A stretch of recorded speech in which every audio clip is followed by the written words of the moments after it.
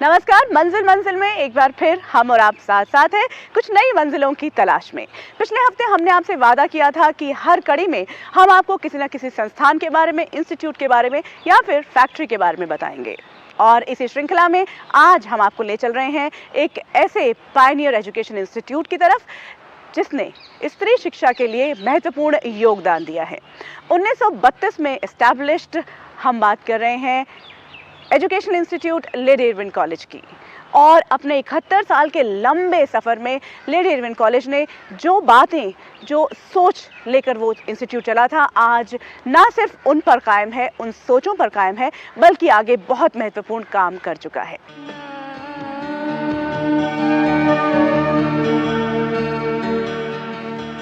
ये है lady Irwin college, नई दिल्ली।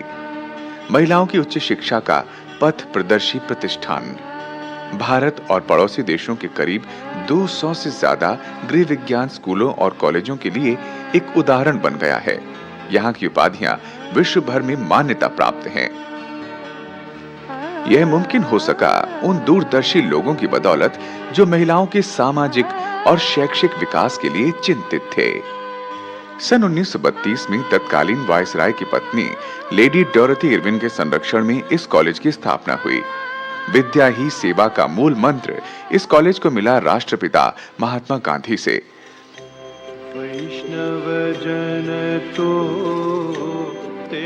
कॉलेज के संरक्षकों के नाम हैं लेडी डोरथी इरविन, बड़ौदा की महारानी, भोपाल की बेगम साहिबा, भारत कोकिला सरोजिनी नायडू और महाराजा पटेश्वरी प्रसाद।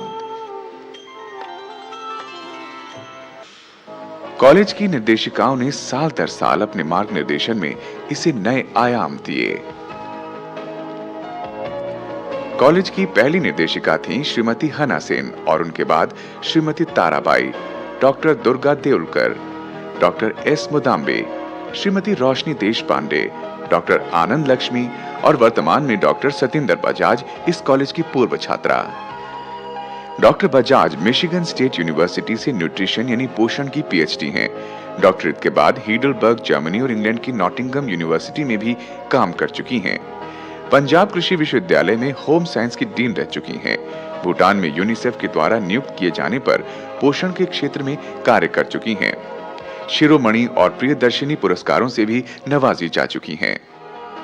इसका आइडिया सन 28 में आया।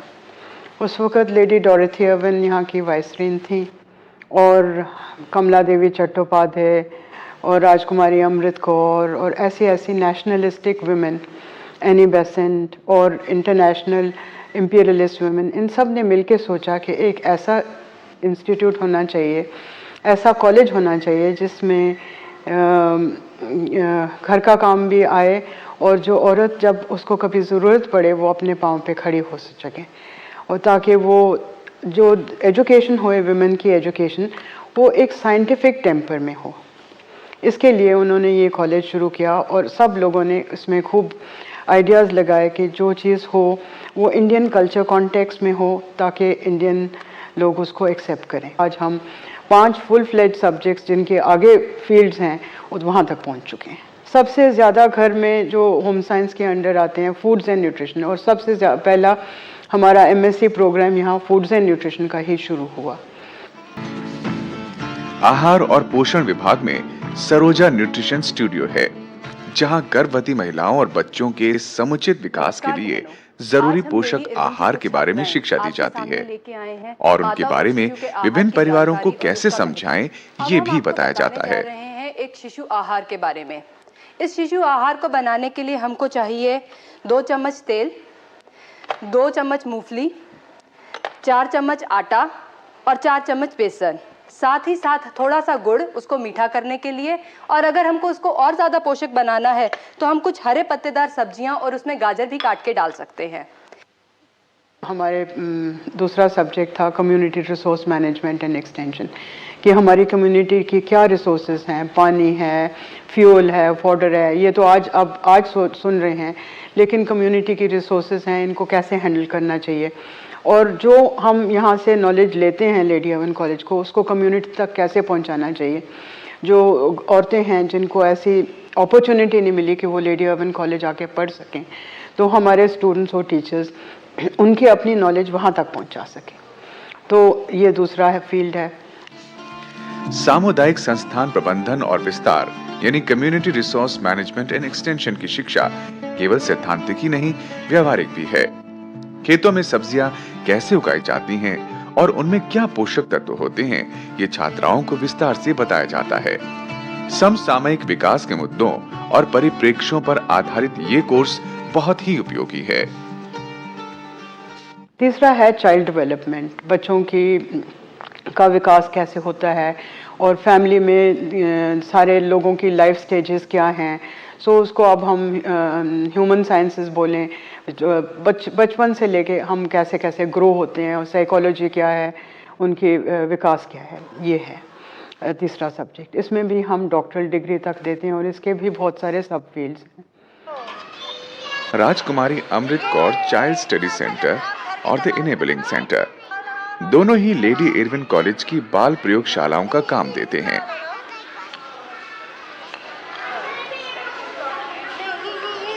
करीब 300 बच्चों के शारीरिक और मानसिक विकास की जरूरतों को पूरा करते हैं ये केंद्र। ये बच्चे खेल खेल में बहुत कुछ सीखते हैं। बच्चे ही क्या, कॉलेज में पढ़ने वाली छात्राएं भी उनसे बहुत कुछ सीखती हैं, बाल मनोविज्ञान और उनके व्यवहार के बारे में।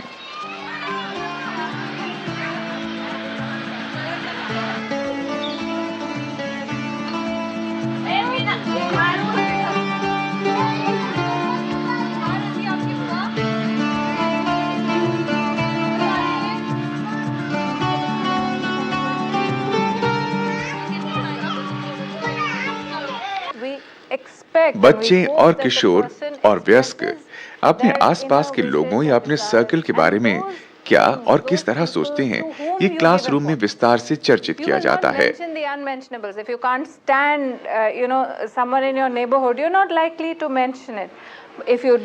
ज्यादातर हम अपने लिए महत्वपूर्ण व्यक्तियों, वस्तुओं और इच्छाओं के बारे में ही सोचते हैं।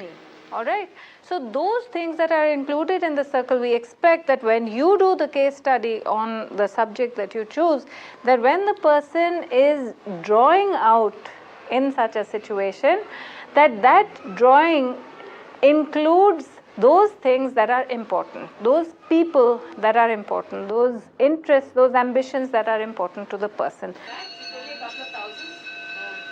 अध्यापिकाएं आपस में चर्चा कर छात्राओं के लिए अपनाई जाने वाली पद्धतियों का मूल्यांकन करती हैं और भविष्य में क्या करना है इसका निर्णय लेती हैं।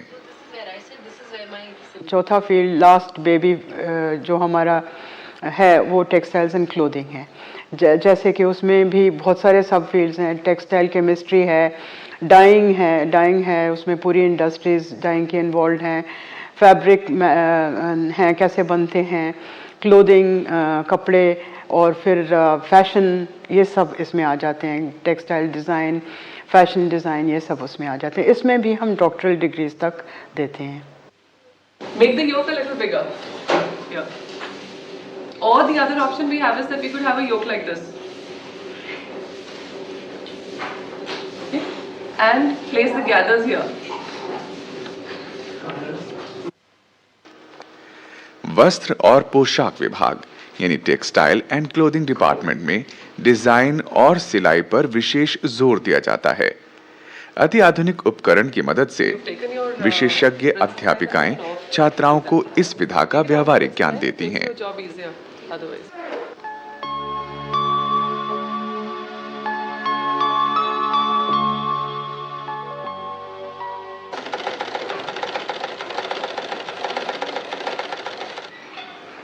रेशा विज्ञान यानी फाइबर साइंस के अंतर्गत छात्राओं को सिखाया जाता है कि रेशे की मजबूती कितनी है और उन्हें किस तरह इस्तेमाल किया जाना चाहिए।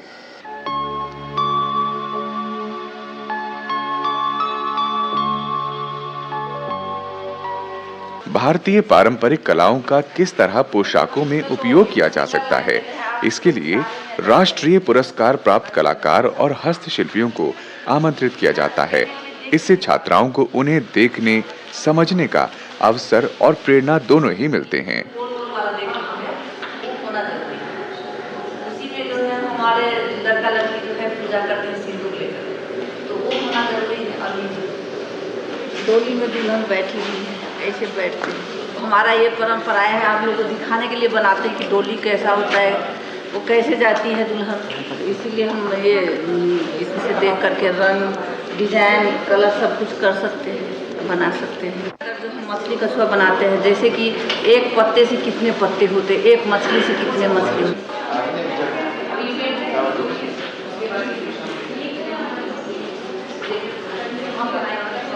छात्राएं प्रश्न पूछकर अपनी शंकाओं का समाधान करती हैं। सर, जो ये आप पेस्ट से प्रिंटिंग कर रहे हैं, ये पेस्ट किस तरीके से बना है? इसमें हमने काली मिट्टी और नेचुरल गम और चूना, लाइम और गेहूं का जो गुण लग जाता है वो पाउडर, बीदड़ जिसको बोलते हैं हम लोग। चारों को हम लोग इसको पाँवों से खूंद के ऐसे, जैसे वो कुम्हार जो मिट्टी को खूंदता है, उसी ढंग से इसको हम बनाते हैं। पेस्ट को धीरे धीरे पानी डाल के इसको पतला करते हैं ताकि ये इसमें आ जाए। इसको कपड़े में छानते हैं, इसको बिल्कुल बारीक कपड़ा है, उसमें सब छानते थे। छानने के बाद में जो कचरा बचता है वो सब ऊपर रह जाता है और फिर ये छपाई काम में आती है। इस पेंटिंग की एक खास बात है, ये कहानी चित्र होते हैं और ये कोई भी कहानी को लेके बनाई जा सकती है। जैसे ऐतिहासिक कहानियाँ हैं, पौराणिक कहानियाँ हैं, रामायण, महाभारत, गीत गोविंद, और इसमें मोस्टली कलर स्टोन कलर काम, नेचुरल कलर काम में लिए जाते हैं जो कभी फेड नहीं होते हैं। वस्त्र और पोशाक विभाग की समस्त शिक्षा की परिणति होती है छात्राओं के वार्षिक फैशन शो के रूप में, जो विभिन्न विषयों पर आधारित होता है और जिसके डिजाइन और पोशाक इसी विभाग में बनाए जाते हैं।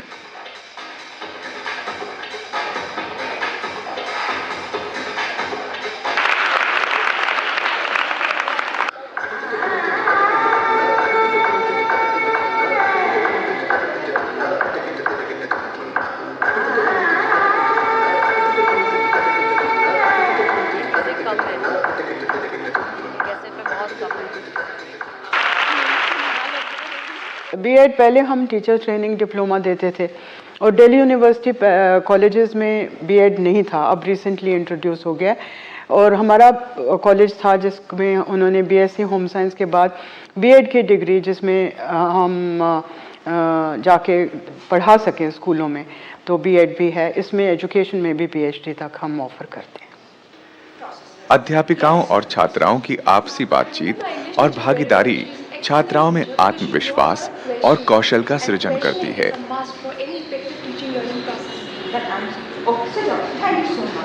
So that means until unless you question, you are not able to elicit the type of information, you are not able to get the child to speak, to think for oneself. You've already been for practice teaching and you've taken lessons. Have some of you gone back home and thought about how you taught and next time what else? Any cooking? बहुत ही साधारण विधि से अदरक और नींबू का अचार कैसे बनाया जाता है।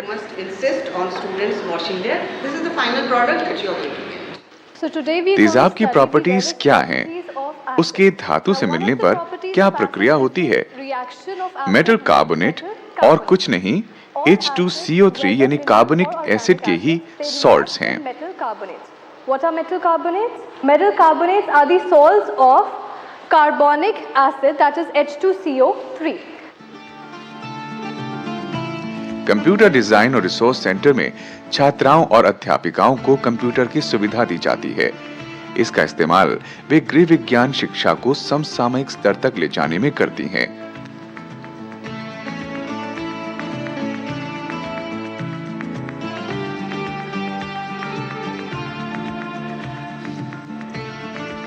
लेडी एरविन कॉलेज के पास एक बृहद पुस्तकालय है जिसमें शिक्षा विषय से संबंधित लगभग सभी किताबें हैं। इनकी संख्या 45,000 से ऊपर है। इसके अलावा 100 के करीब पत्र पत्रिकाएं भी नियमित रूप से मंगवाई जाती हैं।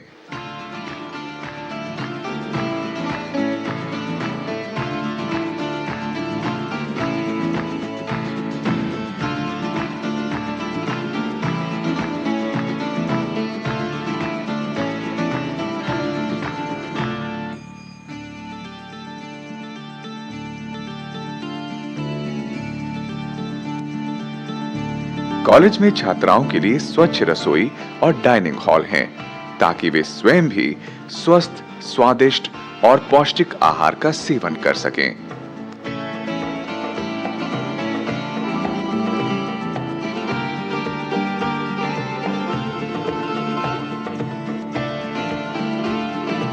एक छात्रावास है उन छात्राओं के लिए जो दिल्ली से बाहर की हैं।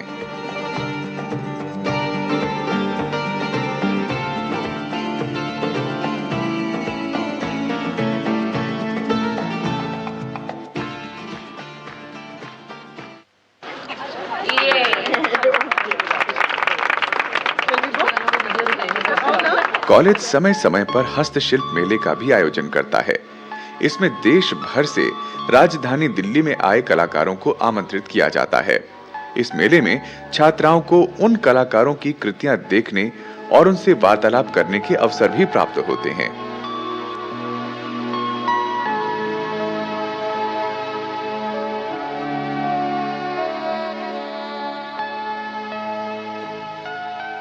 हमारे पुराने स्टूडेंट्स जो हैं उनके लिए हमने एक अवार्ड इंस्टीट्यूट किया 92 में।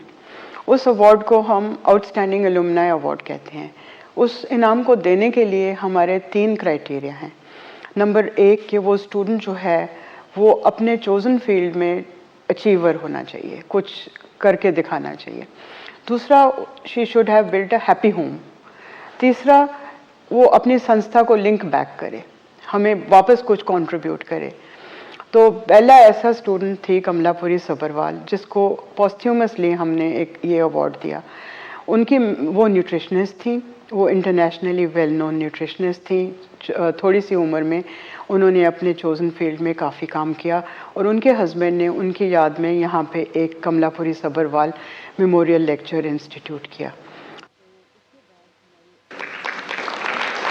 लेडी इरविन कॉलेज राष्ट्रीय और अंतर्राष्ट्रीय स्तर पर विभिन्न विश्वविद्यालयों और उद्योगों से संपर्क बनाए रखता है।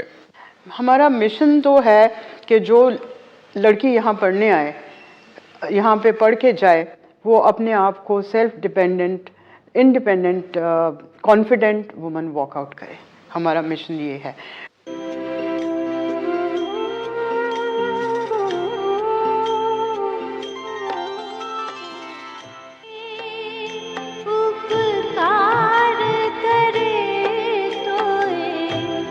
लेडी इरविन कॉलेज महिलाओं की शिक्षा में अनूठा है और वो राष्ट्रपिता महात्मा गांधी